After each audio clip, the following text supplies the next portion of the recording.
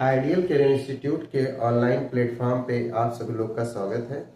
आज हम टेंस के बारे में पढ़ेंगे, ठीक है। सबसे पहले हम देखते हैं कि टेंस की डिफिनीशन क्या है बेटा। तो टेंस की डिफिनीशन है कलेक्शन ऑफ वर्ब्स को ही क्या बोलते हैं, टेंस बोलते हैं, ठीक है ना। कलेक्शन ऑफ वर्ब्स को क्या बोलते हैं, टेंस। क्रियाओं का समूह क्या कहलाता है, काल। टेंस को बेटा हिंदी में क्या बोलते हैं, काल। ठीक। टेंस का कार्य क्या होता है, टेंस का कार्य होता है टाइम और एक्शन को बताना। कोई भी वाक्य किस समय हुआ है, ये कार्य बताने का कार्य किसका है, टेंस का, ठीक है। टेंस में दो चीजें इंपॉर्टेंट है बेटा, एक इंपॉर्टेंट है टाइम और एक इंपॉर्टेंट है एक्शन। एक टाइम इंपॉर्टेंट है और एक एक्शन इंपॉर्टेंट है बेटा। तो सबसे पहले हम कौन से चीज को लेंगे, टाइम, क्योंकि टाइम इंपॉर्टेंट है। अगर टाइम होगा तभी एक्शन होगा, इसलिए time is greater than action. अगर टाइम नहीं है तो एक्शन नहीं होगा, ठीक है। तो सबसे पहले हम टाइम लाइन देखेंगे बेटा। सबसे पहले टाइम लाइन देखेंगे। और टाइम कितने प्रकार का होता है, तीन प्रकार का होता है। एक होता है प्रेजेंट टाइम, और एक होता है पास्ट टाइम, एक होता है फ्यूचर टाइम, ठीक है। तो सबसे पहले वर्तमान में जिस समय हम आपको पढ़ा रहे हैं वो कौन सा टाइम है, प्रेजेंट टाइम, ठीक है। अभी आधे घंटे पहले हम आपको पढ़ाना स्टार्ट किए थे, तो वो अब इस समय का क्या हो गया है, पास्ट टाइम हो गया है। तो वो बेटा कौन सा टाइम हो गया, पास्ट टाइम। तो पास्ट टाइम वही होता है बेटा जो बीता हुआ प्रेजेंट होता है। कभी तो प्रेजेंट में रहता है कि नहीं। जैसे जो भी है, जैसे अभी आप कोचिंग में आए, वो कौन सा टाइम था, पास्ट था। आज के अभी के सापेक्ष में वो पास्ट है ना, लेकिन वो जब आप कोचिंग में आए थे तो प्रेजेंट था कि नहीं, प्रेजेंट था। तो बीता हुआ प्रेजेंट ही क्या कहलाता है, पास्ट टाइम। और आने वाला प्रेजेंट, अभी आपकी कोचिंग बंद हो जाएगी आधे घंटे बाद, तो आप घर चले जाओगे, तो उस समय वो, अभी तो आपके लिए फ्यूचर है, लेकिन उस समय वो क्या हो जाएगा, प्रेजेंट। तो आने वाला प्रेजेंट ही क्या कहलाता है, फ्यूचर टाइम कहलाता है ना। तीन टाइम होता है बेटा। उसके बाद एक्शन लाइन होती है, एक्शन लाइन, ठीक है। जैसे चार प्रकार के एक्शन होते हैं। जैसे प्रेजेंट टाइम में मैं आपको क्या कर रहा हूं, पढ़ा रहा हूं, तो ये कौन सा एक्शन है, ऑन गोइंग प्रोसेस। एक प्रोसेस चल रहा है ना, आपका कार्य लगातार हो रहा है। तो जो ऑन गोइंग प्रोसेस होता है उसी को बेटा कौन सा एक्शन बोलते हैं, कंटिन्यूअस एक्शन। अब मैं अभी आपको पढ़ा रहा हूं, क्या हमेशा पढ़ाता रहूंगा, कुछ देर बाद वो एक्शन क्या होगा, कंप्लीट। और जैसे कंप्लीट हुआ उस एक्शन को क्या बोलते हैं, परफेक्ट एक्शन। क्या बोलते हैं, परफेक्ट एक्शन। और बेटा मैंने परफेक्ट कंटिन्यूअस का एग्जांपल दिया था, तो क्या कहा था कि वह एक्शन जो आधा कंप्लीट हो रहा है और आधा अभी भी चल रहा है, तो कौन सा एक्शन हो जाएगा, परफेक्ट कंटिन्यूअस एक्शन। जैसे मैंने आपको कहा था कि ये एक रूम है, ये क्या है बेटा, रूम है। यहाँ पर ढेर सारी बुक्स रखी है, ये सब बुक्स है बेटा। और एक ये रूम है, ये रूम नंबर फर्स्ट है और ये रूम नंबर सेकंड है।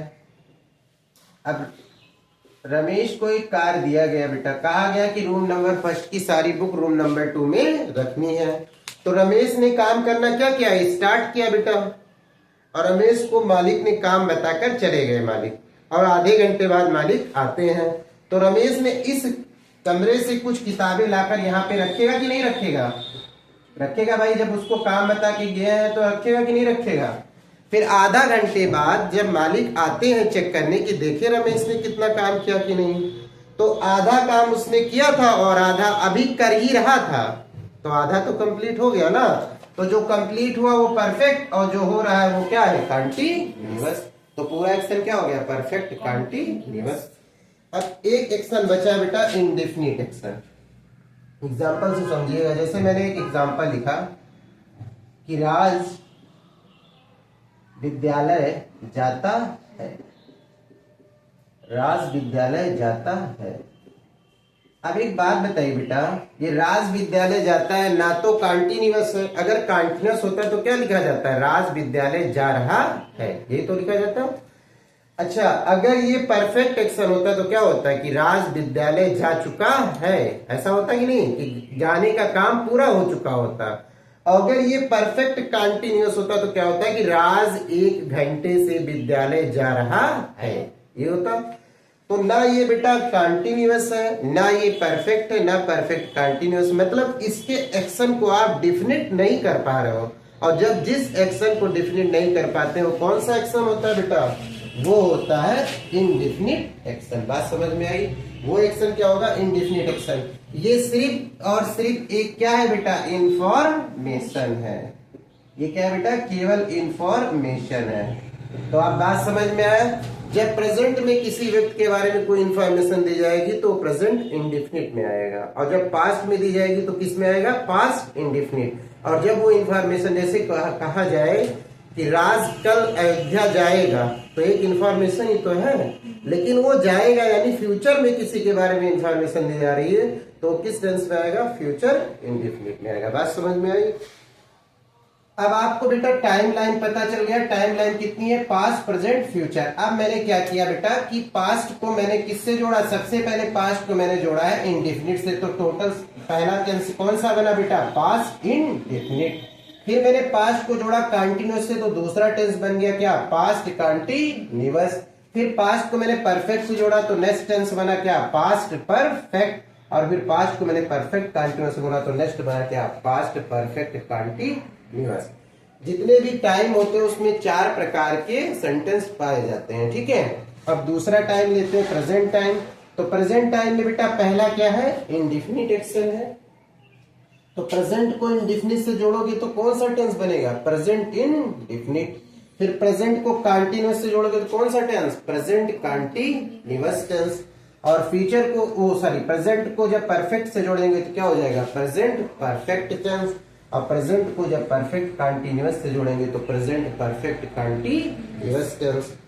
अब फ्यूचर सेम यही प्रोसेस बेटा, फ्यूचर के साथ भी जोड़ेंगे तो पहले इंडिफिनिट, फिर कंटिन्यूअस, फिर परफेक्ट और फिर परफेक्ट कंटिन्यूअस, ठीक है। अब आपको सब कुछ पता चल गया, और आपको ये भी पता चल गया बेटा कि टेंस टोटल कितने प्रकार के होते हैं? 12 प्रकार के, ठीक है ना। 4 पास्ट के, 4 प्रेजेंट के और 4 फ्यूचर के। लेकिन अब आप कैसे डिसाइड करोगे कि कौन सा इंडेफिनिट है, कौन सा प्रेजेंट का है, कौन सा पास्ट का है, कौन सा फ्यूचर है?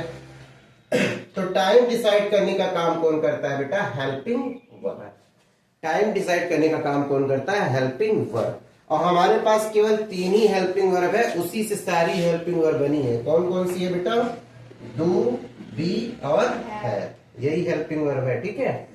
अब बेटा डू आएगा किसमें? प्रेजेंट के इंडेफिनिट में। और डू को जब ईएस लगा देंगे तो ये केवल और केवल सिंगुलर के साथ आएगा। और डू हमेशा किस सब्जेक्ट के साथ आता है? प्लूरल के साथ आता है, ठीक है। अब डू को जब वर्ब की सेकेंड फॉर्म में, मतलब वर्ब की सेकेंड फॉर्म में परिवर्तित करते हैं बेटा, तो डू किस में बदल जाता है? डिड में। और पास्ट के इंडेफिनिट में हेल्पिंग वर्ब क्या आती है? डिड ही तो आती है। बात समझ में आई कि नहीं आई? फिर नेक्स्ट देखते हैं बेटा, कंटिन्यूअस की हेल्पिंग वर्ब क्या है बेटा? बी। अगर डू, अब आप एक चीज जान लीजिए बेटा, अगर डू आएगा, डज आएगा और डिड आएगा तो किस प्रकार का सेंटेंस होगा? वो इंडेफिनिट का होगा। किसका होगा? इंडेफिनिट। अगर डू डज आया तो किसका है? प्रेजेंट का इंडेफिनिट है। अगर डिड आ गया तो किसका है? पास्ट का इंडेफिनिट है। बात समझ में आ गई? फिर नेक्स्ट देखिए बेटा, कंटिन्यूअस कैसे पता चलेगा? अब कंटिन्यूअस की हेल्पिंग वर्ब क्या होती है बेटा? बी। क्या होती है? बी। और बी का प्रेजेंट फॉर्म क्या होता है? बी का प्रेजेंट फॉर्म होता है बेटा इज, एम, आर। और पास्ट फॉर्म क्या होता है बेटा? वाज और वर। मतलब अगर इज, एम, आर के साथ वर्ब की फर्स्ट फॉर्म में आईएनजी आई तो कौन सा टेंस होगा? Present continuous tense. और अगर वाज वर्ब के साथ आईएनजी आ गया तो कौन सा हो गया? Past continuous tense. और अगर डायरेक्ट बी के साथ वर्ब की फर्स्ट फॉर्म में आईएनजी आ गया तो कौन सा टेंस होगा? Future continuous tense. Will shall के बाद बी लग के तब वर्ब की फर्स्ट फॉर्म में आईएनजी आता है ना। तो ये वाली जो हेल्पिंग वर्ब है तीनों, ये किस टेंस में आएगी? कंटिन्यूअस टेंस में। अब परफेक्ट की हेल्पिंग वर्ब देख लीजिए बेटा, हैव होती है परफेक्ट की मेन वर्ब होती है, लेकिन ये प्लूरल सब्जेक्ट के साथ आती है। आती है कि नहीं भाई? हैव प्लूरल सब्जेक्ट के साथ आती है। अब हैव में जब यस या यस जोड़ते हैं तो हैज हो जाता है, और ये सिंगुलर सब्जेक्ट के साथ आता है। बात समझ में आई? अब हैव की जो पास्ट फॉर्म होती है वो क्या होती है बेटा? हैड होती है। और परफेक्ट की फॉर्म जो होती है, अभी अभी हम केवल आपको टाइम लाइन बता रहे हैं कि कौन सा टाइम आप पहचानेंगे, ठीक है। अगर हैड कहीं लिखा होगा तो आप कौन सा टेंस बोलेंगे, पास्ट परफेक्ट टेंस बोलेंगे कि नहीं। अगर हैव और हैज लिखा है तो क्या बोलेंगे, प्रेजेंट परफेक्ट टेंस। अगर विल सेल के साथ हैव आएगा तो कौन सा टेंस हो जाएगा, फ्यूचर परफेक्ट टेंस हो जाएगा। बात समझ में आई, सारे की अभी पहचान आपको समझ में आ गई, इंडेफिनिट की भी समझ में आ गई, कंटिन्यूअस की भी समझ में आ गई और परफेक्ट की। और बेटा परफेक्ट और कंटिन्यूअस दोनों को एक साथ मिला देंगे तो कौन से टेंस की पहचान बनेगी, परफेक्ट कंटिन्यूअस टेंस, ठीक है। अब हम देखेंगे कौन सी लाइन, एक्शन लाइन। बेटा एक्शन लाइन देखिए यहाँ पे बनी है। एक्शन लाइन कौन डिसाइड करता है, मेन वर्ब। एक्शन लाइन को कौन डिसाइड करता है, मेन वर्ब, ठीक है। तो मेन वर्ब कितने प्रकार की होती है, मैंने आपको बताया था। मेन वर्ब होती है बेटा 5 प्रकार की। कितने प्रकार की होती है, 5। सबसे पहली वर्ब क्या होती है, वर्ब की फर्स्ट फॉर्म। सबसे पहली वर्ब क्या होती है, वर्ब की फर्स्ट फॉर्म। इसको किस एक्शन की वर्ब माना जाता है बेटा, इंडेफिनिट एक्शन की। मैंने बताया था वर्ब की फर्स्ट फॉर्म किस एक्शन की वर्ब है, इंडेफिनिट की वर्ब है। और ये प्लूरल सब्जेक्ट के साथ आती है और प्रेजेंट में यूज होती है। अब वर्ब की जो सेकेंड फॉर्म होती है बेटा, वो इंडेफिनिट की, वो भी वर्ब है लेकिन वो किसकी है, पास्ट इंडेफिनिट की, ठीक है। और वर्ब की थर्ड फॉर्म को कौन सा फॉर्म कहते हैं, परफेक्ट। चाहे प्रेजेंट का परफेक्ट लिखना हो, चाहे पास्ट का परफेक्ट, चाहे फ्यूचर का परफेक्ट, वर्ब हमेशा कौन सी यूज होगी, वर्ब की थर्ड फॉर्म। अब अगर आपको कंटिन्यूअस फॉर्म के बारे में जानना है तो वर्ब की फोर्थ फॉर्म है। और कंटिन्यूअस बनती कैसे बेटा, वर्ब की फर्स्ट फॉर्म में आईएनजी लगाकर। तो चाहे आप प्रेजेंट का कंटिन्यूअस लिखेंगे, चाहे फ्यूचर का कंटिन्यूअस लिखेंगे और चाहे पास्ट का कंटिन्यूअस लिखेंगे, हमेशा आप वर्ब की फर्स्ट फॉर्म में आईएनजी लगाएंगे, ठीक है। फिर नेक्स्ट है वर्ब की फिफ्थ फॉर्म। वर्ब की फिफ्थ फॉर्म बनती कैसे, वर्ब की फर्स्ट फॉर्म में यस या यस। ये किस एक्शन की वर्ब है, इंडेफिनिट एक्शन की वर्ब है। बात समझ में आई। और ये प्रेजेंट में लगती है बेटा, यानी प्रेजेंट इंडेफिनिट की हेल्पिंग वर्ब, मेन वर्ब है और सिंगुलर सब्जेक्ट के साथ आती है, ठीक है। इतना आज हम आपको बताएंगे और नेक्स्ट आपको अगले टॉपिक को पढ़ाएंगे, ठीक है। थैंक यू बेटा।